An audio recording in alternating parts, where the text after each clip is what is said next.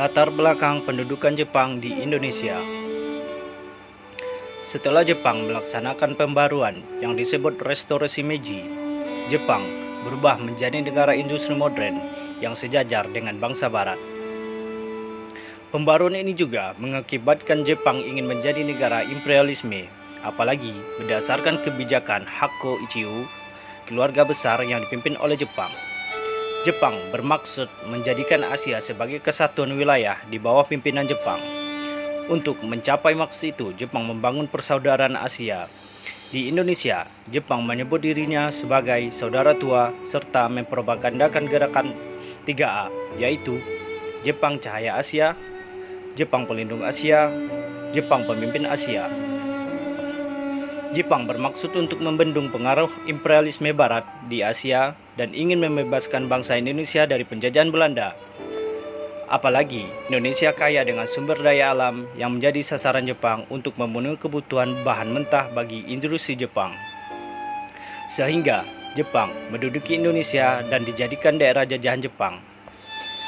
Ketika Perang Dunia Kedua berlangsung, Jepang dengan semangat Hakko Ichigo menyerang pangkalan Angkatan Laut Amerika Serikat di Pearl Harbor, Hawaii tanggal 8 Desember 1941. Penyerangan ini bertujuan untuk melumpuhkan kekuatan Amerika Serikat yang diperkirakan menjadi penghalang bagi Jepang untuk menguasai Asia. Pendudukan Jepang di Indonesia diawali di kota Tarakan, selanjutnya Minahasa, Balikpapan, Ambon, Pontianak, Makassar, Palembang, dan lain-lain. Tentara Belanda kewalahan menghadapi serbuan kilat tentara Jepang. Akhirnya Belanda menyerah tanpa syarat pada Jepang tanggal 8 Maret 1942 di Kalijati. Penyerahan kekuasaan dilakukan oleh Jenderal Terporten, Panglima Angkatan Perang Hindia Belanda yang diterima oleh Letjen Imamura. Pada tahun 1942, Jepang mendarat di Indonesia melalui Ambon dan seluruh Maluku. Daerah Tarakan di Kalimantan Timur kemudian dikuasai oleh Jepang bersamaan dengan Balikpapan 12 Januari 1942. Jepang kemudian menyerang Sumatera setelah berhasil memasuki Pontianak.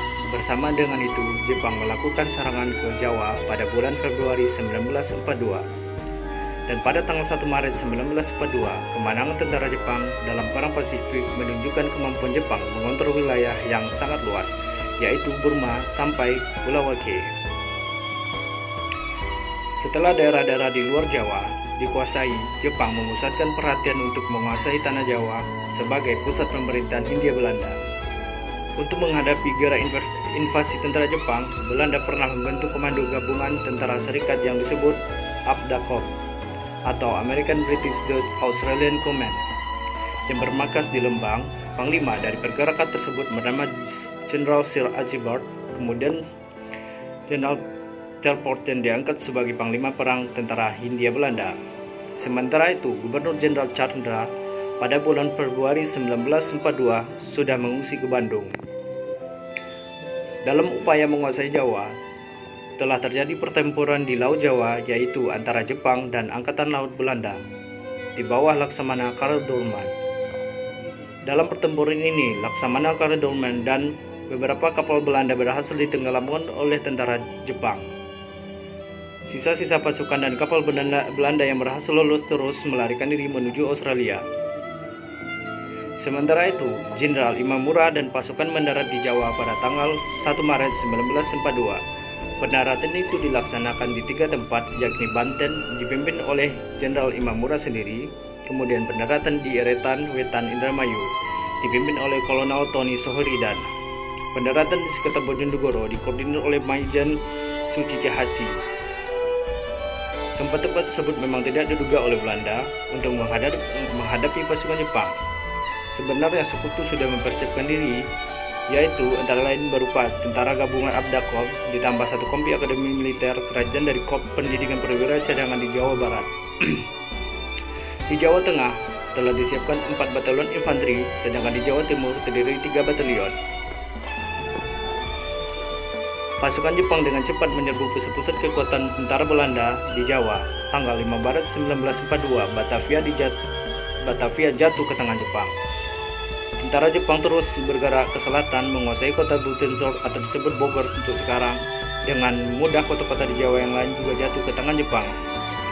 Akhirnya pada tanggal 8 Maret 1942, Jenderal Terpoorten atas nama Komandan Pasukan Belanda menandatangani penyerahan tidak bersalah kepada Jepang yang diwakili Jenderal Imamura. Penandatangan ini dilaksanakan di Kalijati, Subang. Dengan demikian berakhirlah penjajahan Belanda di Indonesia, kemudian Indonesia berada di bawah pendudukan tentara Jepang. Respon bangsa Indonesia terhadap pendudukan bangsa Jepang. Jepang yang mula-mula disambut dengan senang hati, kemudian berubah menjadi kebencian. Rakyat bahkan lebih benci pada pemerintahan Jepang daripada pemerintahan kolonial Belanda. Jepang seringkali bertindak sewenang-wenang. Rakyat tidak bersalah ditangkap, ditahan, dan disiksa. Kekejaman itu dilakukan oleh Kimpete atau polisi militer Jepang. Pada masa penduduk Jepang, banyak gadis dan perempuan Indonesia yang ditipu oleh Jepang dengan dalih untuk bekerja sebagai perawat atau disekolahkan. Ternyata hanya dipaksa untuk melayani para Kimpete. Para gadis dan perempuan disekap dalam kem-kem yang tertutup sebagai wanita penghibur. Kem-kem itu dapat kita temukan di Solo, Semarang, Jakarta, dan Sumatera Barat. Kondisi itu menambah deretan penderitaan rakyat di bawah kendali penjajahan Jepang. Oleh karena itu, wajar kemudian timbul berbagai perlawanan. Yang pertama, Aceh. Salah satu perlawanan terhadap Jepang di Aceh adalah perlawanan rakyat yang terjadi di Chot Pileng yang dipimpin oleh Abdul Jalil. Abdul Jalil adalah seorang ulama muda, guru mengaji di daerah Chot Pileng, Provinsi Aceh. Karena melihat kekejaman dan kesewenangan pemerintah penduduk Jepang, terutama terhadap Romusa, maka rakyat Chot Pileng melancarkan perlawanan. Abdul Jalil memimpin rakyat Chot Pileng untuk melawan tindakan penindasan dan kekejaman yang dilakukan pendudukan Jepang. Di Lok Sumawe, Abdul Jalil berhasil menggerakkan rakyat dan para santri di sekitar Chot Pileng. Gerakan Abdul Jalil di mata Jepang dianggap sebagai tindakan yang sangat membahayakan. Oleh karena itu, Jepang berusaha membujuk Abdul Jalil untuk berdamai, namun Abdul Jalil bergeming dengan ajakan damai itu. Karena Abdul Jalil menolak jalan damai, pada tanggal 10 November 1942, Jepang mengarahkan pasukannya untuk menyerang Chot Pileng, kemudian bertempur berlanjut hingga pada tanggal 24 November 1942. Saat rakyat sedang menjalankan ibadah salat subuh, karena diserang, maka rakyat pun dengan sekuat tenaga melawan. Rakyat dengan bersenjatakan pedang dan kelewang bertahan bahkan dapat memukul mundur tentara Jepang. Serangan tentara Jepang diulang untuk kedua kalinya, tetapi dapat digagalkan oleh rakyat. Kekuatan Jepang semakin ditingkatkan. Kedua, perlawanan di Singaparna. Singaparna merupakan salah satu daerah di wilayah Jawa Barat yang rakyatnya dikenal sangat religius dan memiliki jiwa patriotik. Rakyat Singaparna sangat anti terhadap dominasi asing. Oleh karena itu, rakyat Singaparna sangat benci terhadap pendudukan Jepang, apalagi ketika mengetahui perilaku pemerintahan Jepang yang sangat kejam. Kebijakan-kebijakan Jepang yang diterapkan dalam kehidupan masyarakat banyak yang tidak sesuai dengan ajaran Islam, ajaran yang banyak dianut oleh masyarakat Singaparna. Atas dasar pandangan ajaran Islam, rakyat Singaparna melakukan perlawanan terhadap pemerintahan Jepang. Perlawanan itu juga dilatar belakangi oleh kehidupan rakyat yang semakin menderita. Pengarahan tenaga Romusa dengan paksa dan di bawah ancaman ternyata sangat mengganggu ketentraman rakyat. Para Romusa dari Singaparna dikirim ke berbagai daerah di luar Jawa. Mereka umumnya tidak kembali karena menjadi korban keganasan alam maupun akibat tindakan Jepang yang tidak mengenal kemanusiaan.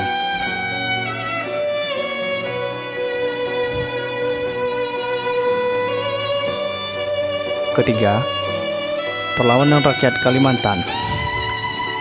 Perlawanan rakyat terhadap kekejaman Jepang terjadi banyak di tempat, begitu juga di Kalimantan. Di sana terjadi peristiwa yang hampir sama dengan apa yang terjadi di Jawa dan Sumatera. Rakyat melawan Jepang karena himpitan penindasan yang dirasakan sangat berat. Salah satu perlawanan di Kalimantan adalah perlawanan yang dipimpin oleh Sang Pangsuma, seorang pemimpin suku Dayak. Pemimpin suku Dayak ini memiliki pengaruh yang luas di kalangan orang-orang atau suku daerah Tayan, melalui dan sekitarnya. Pangsuma dan pengikutnya melancarkan perlawanan terhadap Jepang dengan taktik perang gerilya. Mereka hanya berjumlah sedikit, tetapi dengan bantuan rakyat yang militan dan memanfaatkan keuntungan alam rimba, belantara, sungai, rawa, dan daerah yang sulit ditempuh, perlawanan berkobar dengan sengitnya.